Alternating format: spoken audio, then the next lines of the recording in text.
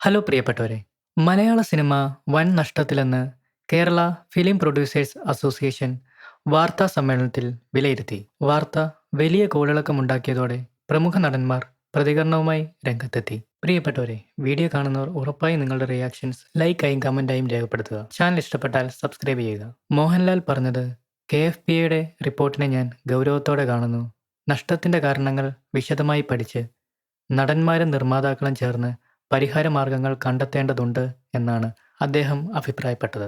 നടൻ മമ്മൂട്ടി പറഞ്ഞത്, സിനിമാ നിർമ്മാണ ചെലവ് നിയന്ത്രിക്കുന്നതിനായി എല്ലാവരും സഹകരിക്കണമെന്നും നഷ്ടത്തിന്റെ കാരണങ്ങൾ വിശദമായി അന്വേഷിച്ച് നടന്മാരും നിർമ്മാതാക്കളും ചേർന്ന് പരിഹാരമാർഗങ്ങൾ കണ്ടെത്തണമെന്നും അദ്ദേഹം അഭിപ്രായപ്പെട്ടു. 700 കോടിയോളം രൂപയുടെ നഷ്ടമാണുണ്ടായതെന്ന് പ്രസിഡന്റായ G. സുരേഷ് കുമാർ പറഞ്ഞു. കൂടാതെ 2025 ജനുവരിയിൽ ഇറങ്ങിയതിൽ രേഖാചിത്രം മാത്രമാണ് സാമ്പത്തികമായി ലാഭമുണ്ടാക്കിയ സിനിമയെന്നും അസോസിയേഷൻ വിലയിരുത്തുന്നു. 2024 199-ലധികം പുതിയ ചിത്രങ്ങളും 5 റീ-റിലീസ് ചിത്രങ്ങൾ ഉൾപ്പെടെ നിർമ്മിക്കാൻ 1000 കോടിയിലധികം രൂപയാണ് ചെലവഴിച്ചത്. എന്നാൽ ലാഭമായത് 350 കോടിയിൽ പരം രൂപ മാത്രമാണ്. നഷ്ടത്തിനുള്ള പ്രധാന കാരണമായി സംഘടന ചൂണ്ടിക്കാണിക്കുന്നത് നടന്മാരുടെ ഉയർന്ന വേതനം, റീ-റിലീസ് ചിത്രങ്ങൾക്കുണ്ടായ നഷ്ടം, പാൻ ഇന്ത്യൻ സിനിമകൾക്കുണ്ടായ തകർച്ച, ഗവൺമെന്റിന്റെ സപ്പോർട്ടില്ലായ്മ, ടാക്സ് തുടങ്ങിയ കാര്യങ്ങളാണ്.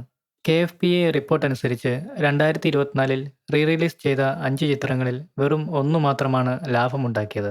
സിബി മലയിൽ സംവിധാനം ചെയ്ത ദേവദൂതൻ മാത്രമാണ് റീ-റിലീസ് ചിത്രങ്ങളിൽ ലാഭമുണ്ടാക്കാൻ സാധിച്ച ഒരേ ഒരു സിനിമ. 2024 വിജയിച്ച മലയാള സിനിമകൾ വെറും 26 ചിത്രങ്ങൾ മാത്രമാണ്.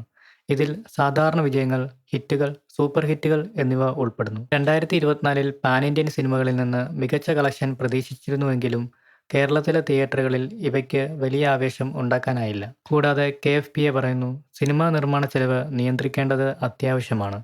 അല്ലാത്തപക്ഷം നിലനിൽപ്പിന് പോലും പ്രയാസം നേരിടേണ്ടി വരും. പ്രേക്ഷകരെ തിയേറ്ററുകളിലേക്ക് വീണ്ടും ആകർഷിക്കുന്നതിന് പുതിയ മാർഗങ്ങൾ തേടേണ്ടതുണ്ടെന്നും KFPA അഭിപ്രായപ്പെടുന്നു.